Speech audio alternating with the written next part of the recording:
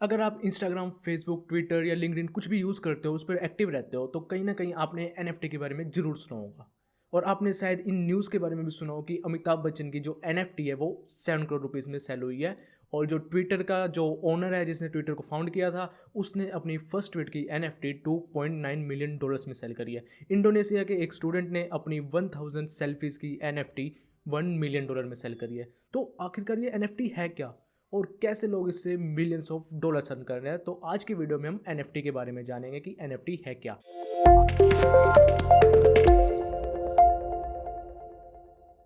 तो यहाँ पे बात आती है एनएफटी। एनएफटी है क्या? NFT stands for non fungible token. ये फंजिबल क्या है? यहाँ पे फंजिबल मतलब रिप्लेसेबल। ये एक ऐसे टोकन है जिनको हम रिप्लेस नहीं कर सकते। Non fungible token, non replaceable token. तो यहाँ पे रिप्लेसेबल, फंजिबल, इनसे क्या मतलब है? सपोज करो आपने कोई एक पेन बाय किया, आपके फ्रेंड ने भी वो पेन बाय कर लिया, आपने उसको दे दिया वो पेन और एक्सचेंज में उसके वाला पेन ले लिया। आप दोनों ने सेम शॉप से बाय किया था और बिना यूज़ करे एक दूसरे को दे दिया और बाय कर लिया। तो क्या हुआ? वो रिप्लेस कर लिया आपने। क्यों? उन पेन ने एक जैसे ही चलना था, आप दोनों ने एक्सचेंज कर लिया, कोई फ़र्क नहीं पड़ा।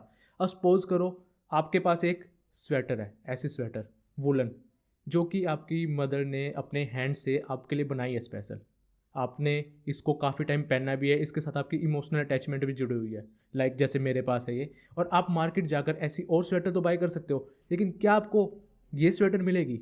नहीं, क्योंकि इसके साथ जो आपका सेंटिमेंट्स है, जो इमोशनल अटैचमेंट है, वो आपको मार्केट वाली जो स्वेटर है, हो सकता है वो बिल्कुल सेम हो, लेकिन उसके साथ ये अटैचमेंट या ये इमोशनल जो आपके साथ इस जुड़ाव है इसका, वो नहीं मिलना। तो ये आपके लिए एक यूनिक आइटम हुआ। हो सकता है आप बाद में और आइटम्स बाय कर लो या और बिल्कुल as it is same sweater ले आओ कहीं से, या आपकी मदर और बना दे, लेकिन जो एक्सपीरियंस, जो आपने टाइम इस स्वेटर को पहन के जो अपना टाइम स्पेंड किया आज तक, और जो आपकी मेमोरीज है इसके साथ, वो उन स्वेटर्स के साथ नहीं होंगी। तो ये आपके लिए नॉन रिप्लेसेबल है, यूनिक है। ऐसे ही हम बात करते हैं मोनालिसा की पेंटिंग के लिए। आज के टाइम हम आर्टिस्ट को कह के सेम टू सेम मोनालिसा की पेंटिंग बनवा सकते हैं, लेकिन क्या वो वही पेंटिंग होगी जो ओरिजिनल मोनालिसा की पेंटिंग है? नहीं ना, क्योंकि जो ओरिजिनल मोनालिसा की पेंटिंग है और जो आज आप पेंटिंग बनवाओगे, वो दिखने में सेम हो सकती हैं, लेकिन वो वाली नहीं हो सकती जो उस टाइम असली ओनर ने बनाई थी। वो नॉन रिप्लेसेबल है। उसकी जैसी हम बना सकते हैं, लेकिन वो नहीं बना सकते हम। तो उसकी एक यूनिक वैल्यू है, वो खुद में यूनिक है। ऐसे ही कोहिनूर खुद में यूनिक है। तो अब यहाँ से हमें ये तो पता चल गया कि ये एक यूनिक टोकन्स होते हैं। अब यहाँ पे टोकन का मतलब क्या है? कैसे टोकन? इन टोकन से होता क्या है? बेसिकली आपने कोई डिजिटल आर्ट बनाई है अगर, और आपको ये प्रूफ करना है कि मैं ही इसका ओनर हूँ, और आपने इसको सेल कर दिया ऑनलाइन। अब हो सकता है आपने ऑनलाइन कहीं पे लिस्ट करा है, किसी ने उसकी पिक डाउनलोड करके खुद के नाम से सेल कर रहा है कहीं, या और उसकी कॉपीज़ बना रहे हैं, तो वहाँ पे किसी को नहीं पता चलना कि इसका असली ओनर कौन है। तो इसीलिए हम एनएफटी यूज़ करते हैं। एनएफटी कैसे? लाइक आपने कोई डिजिटल आर्ट बनाई, आपने उसको लिस्ट कर दिया, और उसका आपके पास एक टोकन आईडी है। मीन्स उसका टोकन है ऑनलाइन, जो कि ब्लॉकचेन के अंदर स्टोर है। अब यहाँ पे ब्लॉकचेन क्या होता है ये हमें डिटेल में बाद में जानना पड़ेगा, लेकिन पहले हम शॉर्ट में जान लेते हैं ब्लॉकचेन। ब्लॉकचेन के अंदर बेसिकली ये होता है कि आपका जो डाटा है वो पब्लिकली है। मीन्स कोई भी जो थ्रू आउट द वर्ल्ड उसको देख सकता है। मीन्स वो डिसेंट्रलाइज्ड है। लेकिन अगर जैसे कि एक सेंट्रलाइज्ड होता है और एक डिसेंट्रलाइज्ड होता है, अब यहाँ पे सेंट्रलाइज्ड और डिसेंट्रलाइज्ड, इनमें फ़र्क क्या हुआ? सेंट्रलाइज्ड के अंदर ये होता है कि ये किसी के थ्रू मैनेजेबल है। लाइक कि गवर्नमेंट के थ्रू हमारी जो ट्रांजेक्शन्स हैं, या बैंक के थ्रू उनके पास हमारा डाटा होता है कि हमने क्या क्या ट्रांजेक्शन्स करी है अपने बैंक से, वो उसको देख सकते हैं, मैनेज कर सकते हैं। लेकिन जो पब्लिक के थ्रू है, वहाँ से उसको कोई मिटा नहीं सकता, कोई उसको चेंज नहीं कर सकता। लाइक आपने कोई आर्ट खरीदी है अगर ऑनलाइन, और उसका जो टोकन है वो आपके नाम से वहाँ पे रजिस्टर हो चुका है एक बार, तो वो तब तक चेंज नहीं होएगा जब तक कोई और उसको बाय ना कर ले। और वो सेल कौन करेगा? वो आप सेल करोगे। और वो सेल करने के बाद वो जो आर्ट है वो उसके नाम पे वहाँ पे स्टोर हो जाएगी ब्लॉकचेन के अंदर। तो उससे हमें ये पता चल जाएगा कि अगर कोई भी चेक करेगा तो डिजिटली उसका जो ओनर है, जो असली ओनर है, उस टाइम वो होगा जिसने आपसे वो बाय करी है, और उससे पहले आप उसके ओनर थे। अब कोई उसको डाउनलोड कर ले, स्क्रीनशॉट ले ले, एज इट इज़ बना ले, लेकिन जो आपकी ओरिजिनल जो ओनरशिप है वो आपकी ही रहेगी, और उसका कैसे पता चलेगा, उसका पता चलेगा उस टोकन आईडी से।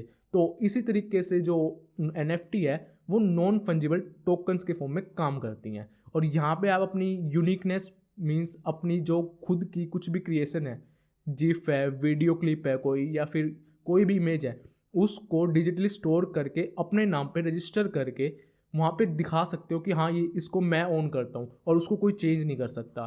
चाहे उसको कोई डाउनलोड कर ले, कोई रेप्लिकेट कर ले, उससे कुछ फ़र्क नहीं पड़ेगा, क्योंकि उसके डिजिटल ओनर आप हो। और इसी के थ्रू लोग यहाँ पे NFTs को बाय करते हैं उसकी रेयरिटी के अकॉर्डिंग, कि वो जो आर्ट है, वो जो इमेज है, वो जो पिक है, वो जो जिफ है, वो जो वीडियो है, वो अपने आप में यूनिक क्यों है।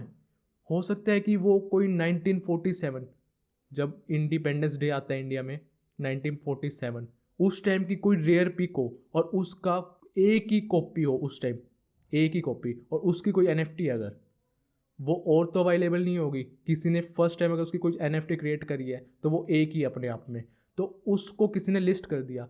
अब कोई है, किसी को वो चीज़ पसंद है, वो उसको खरीदना चाहता है, कि वो ये दिखाना चाहता है कि हाँ मैं अकेला हूँ जिसके पास ये चीज़ है और किसी के पास नहीं है, तो वो उसको वहाँ से बाय कर सकता है और अपने पास रख सकता है। बाद में कोई और पर्सन आया, वो चाहता है कि नहीं ये मेरे को चाहिए, मैं चाहता हूँ कि मैं अकेला इसका ओनर रहूँ, तो वो उस दूसरे पर्सन से हाई रेट में बाय कर सकते हैं। तो इसी तरीके से यहाँ पे जो प्राइजेज है वो अप डाउन होते रहते हैं। कैसे कि हो सकता है कि किसी ने आर्ट बाय तो कर ली, लेकिन उसको कोई खरीदना ही नहीं चाहता, वो चाहता कोई इसमें इंटरेस्टेड ही नहीं है, मीन्स उसके अंदर कुछ लगता ही नहीं लोगों को खास है, तो उसकी वैल्यू कभी बढ़नी नहीं, और वो वहाँ पे वेस्टेज जाएगी मनी की, जिसने उसको लिस्ट किया है या फिर उसको बाय किया है उसके लिए वो वेस्ट हुआ। लेकिन हो सकता है कोई एक ऐसी आर्ट है, कुछ भी ऐसी आर्ट, कुछ एंटिक, जो किसी ने अपना वहाँ पे लिस्ट करी और फर्स्ट टाइम किसी ने लिस्ट करी है, कुछ भी बनाया और लोगों को वो काफ़ी अच्छी लग रही है और वो चाहते हैं कि हम इसके ओनर हो, हम इसको बाय करें, और वहाँ पे वो उसका प्राइस अप हो जाता है। और इसी तरीके से वहाँ पे जो उनका डाटा है वो ब्लॉकचेन के अंदर स्टोर होता रहता है, और वहाँ से वो बाय और सेल करते रहते हैं। और इसी तरीके से यहाँ पे काफ़ी लोग आजकल अपनी NFTs भी बेच रहे हैं। सो फ्रेंड्स, अब हम ये देखते हैं इन NFTs को बाय और सेल कहाँ पे किया जाता है। तो यहाँ पे जो वेबसाइट है वो है OpenSea, जो कि आपको स्क्रीन पे दिख जाएगी अभी। देखो मैंने OpenSea वेबसाइट यहाँ पे सर्च करी और यहाँ पे आ गया सर्च आइटम्स। अब बेसिकली यहाँ पे क्या है, यहाँ पे लिखा हुआ है discover, collect and sell extraordinary NFTs। Means यहाँ पे हम डिस्कवर कर सकते हैं, देख सकते हैं यहाँ पे NFTs, कलेक्ट कर सकते हैं और बेच सकते हैं, मीन्स बाय कर सकते हैं और सेल कर सकते हैं। तो यहाँ पे जैसे मैं एक NFT को सर्च करता हूँ, शायद आपने देखी हो ये देखो बोर्ड एप NFT, ये मैंने यहाँ पे ओपन कर लिया। यहाँ पे देखो टोटल 10K मीन्स 10,000 NFTs है यहाँ पे। और ये देखो ये जितने भी बंदर है ना, इनकी वैल्यू देखो 2 इथेरियम, लास्ट 79.5 इथेरियम पे सेल हुआ है। अब आप ये देख लो इंडियन रुपीज़ में 1 इथेरियम की वैल्यू 2 से 3 लाख के बीच कुछ है, तो 79 इथेरियम में सेल हुआ है। ये 7 इथेरियम 20, ये लास्ट सेल हुआ है 78 इथेरियम में।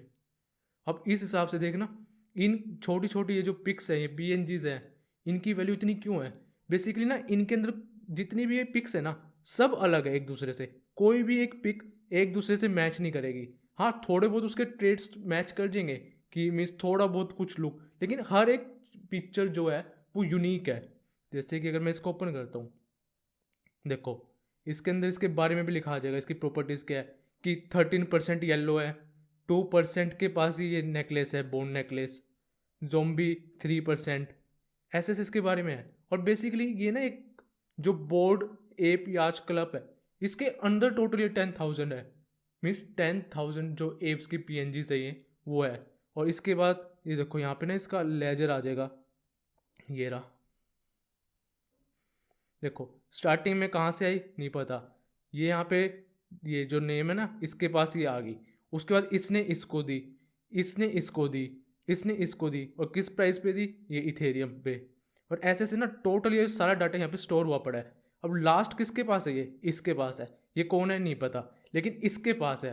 अब ये किसी और को देगा तो जो ये ब्लॉकचेन के अंदर जो इसका डाटा स्टोर हुआ पड़ा है ना, उसके अंदर पहले चेक होगा कि हाँ ये इसके पास है, उसके पास है तो वो आगे सेल कर सकता है। और ये जब इसको सेल करते हैं उस टाइम कुछ गैस फीस लगती है जो कि डॉलर्स में चेंज होती रहती है बार बार, means time to time vary करती रहती है साथ साथ, मीन्स टोटल कभी कुछ 200 300 400 डॉलर ऐसे। तो वहाँ से सेल कर सकते हैं, जब हम लिस्ट करेंगे इन्हें तो वहाँ से सेल किया जा सकता है।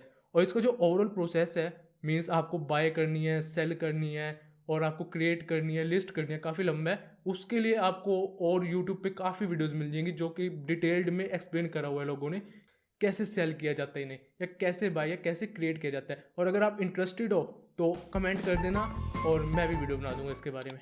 तो इस वीडियो में इतना ही, जल्दी मिलते हैं नेक्स्ट वीडियो में। Thanks for watching.